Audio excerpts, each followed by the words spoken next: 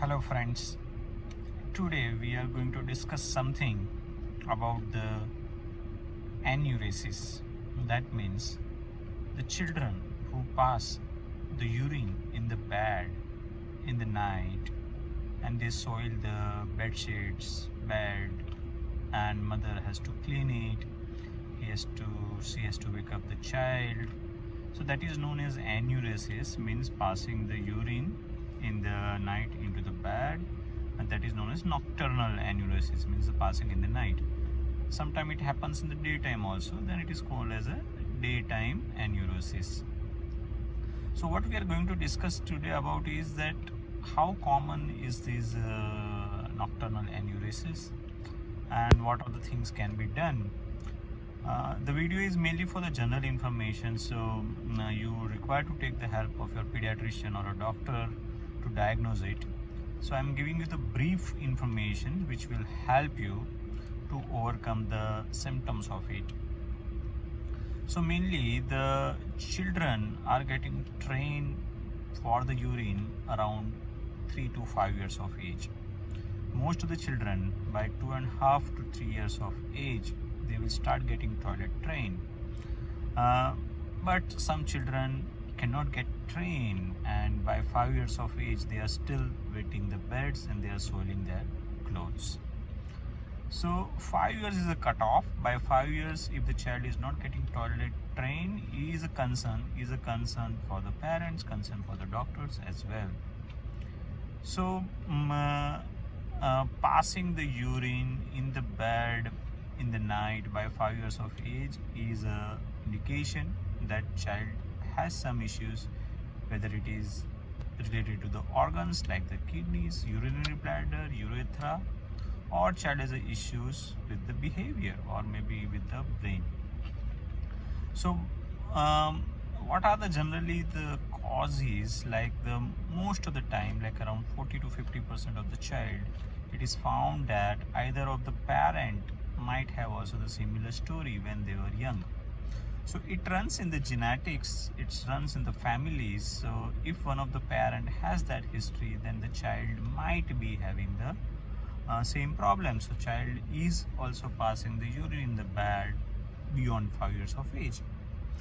That can be also tackled with the different ways and different situations. Many times the children who has the urinary infections, they also cannot pass the urine. They cannot hold the urine and they will pass the urine in the bed in the night. Certain illnesses like the diabetes mellitus or diabetes insipidus, there are two types of the diabetes. I think it is not good for the general public to know how they are different and all those things, because this is mainly medical related things. But there are two types of the diabetes. But diabetes mellitus type 1 can cause the passing the urine in the night. Diabetes type 2, diabetes insipidus, also can cause the passing the urine into the bed in the night. So many times this kind of the issues the children had, and it has to be tackled differently. Sometimes there are lesions like in the children who has a small bladder, urinary bladder, so they also pass the urine frequently, and the same way they will pass the urine in the night.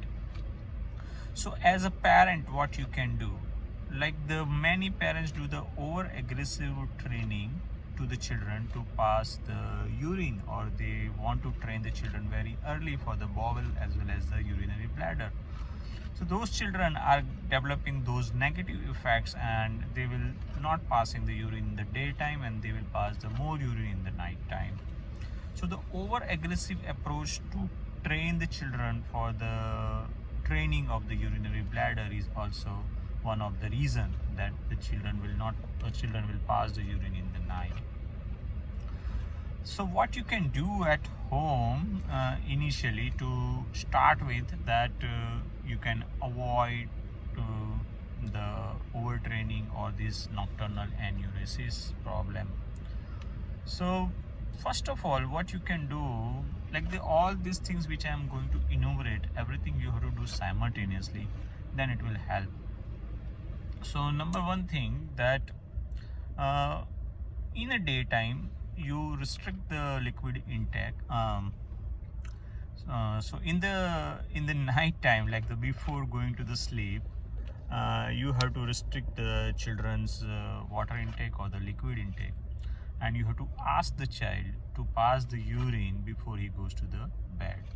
So reduce liquid intake from the evening hours to night till the child goes to the sleep, and ask the child to pass the urine before going to sleep. In the daytime, you can ask them to drink more liquid, and whenever he has got the urge to pass the urine, ask him to hold little more. So suppose if he's telling now I want to pass the urine, ask him to hold for maybe the 10 seconds more. So that will help to improve the contraction of the urinary bladder sphincter. So that will help to get it trained.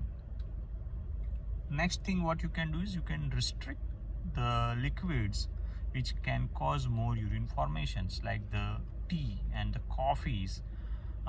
They are giving certain chemicals in the body, so that will make the more urine formation, so the children will pass more urine. So restrict those liquids, specifically in the evening and the night hours. Next thing what you can do, the children who are passing the urine in the bed, there will be certain specific timings, like the parents knows that by the 2 o'clock or the 3 o'clock he is passing the urine. So just disturb his sleep. So if he's passing like at around 2 a.m., just wake him up at somewhere around 1 o'clock or 1:30 a.m. So that will break her cycle of the sleep, because in the certain type of the sleep known as a REM or the non-REM sleep, the children passes this much amount of the urine. So if you will break the cycle of the sleep, child will not pass the urine. So waking up half an hour or 1 hour before the usual timing of the passing the urine in the bed. The next important thing which works well is the positive reinforcement, something known as positive reinforcement. So on the night, whichever night child has not passed the urine in the bed, the next day morning give him some reward. So tell him that as you have not passed the urine previous night, this is the reward for you. It can be some toy, it can be some toffee, it can be some sweet, whichever you can tell him. You can chart it on your calendars, so child will know that how many days I was dry. So that works very well. So children will try to attain their goals or the target once they will look at their chart. So in the calendar, if you will put the stars, whichever days child didn't pass the urine, that is known as a star charting. So the maximum days he has not passed the urine, he will try more not to pass the urine, he will try more not to pass urine, and that's how the child is getting trained. This whole exercise you have to do the next 2 to 3 months to get the result, because most of the children with this techniques, so these are the known as a bladder training techniques, get free of it by around 3 or 4 months. There are certain medications also available, but that cannot be used without the doctor's instructions, because those medications are the toxics, and those medication has the long-term usage. It is not like around 2 or 3 days you will use and you have to stop, but you have to use for a longer time, maybe around 2 months or 3 months. So this is a nocturnal enuresis, passing the urine in the bed in the night. Problematic for the parents, concerning for the doctors, concerning for the children, concerning for the whole family, because they have to wake up in the night, they have to clean the baby's clothes, again he will pass one more time, again you have to close. So all those things are the lot of hassle. If you will do this many techniques, most of the children will get toilet trained. But if it is persist, you definitely have to go to the doctor and get it checked. I think this information will be enough to control the urinary symptoms, passing urine in the night. If you have any questions, comments, you can put in the comment box. I will answer as soon as possible. You can share this video with your friends, maybe your colleagues. You can share these videos, let them subscribe as well. Thank you very much.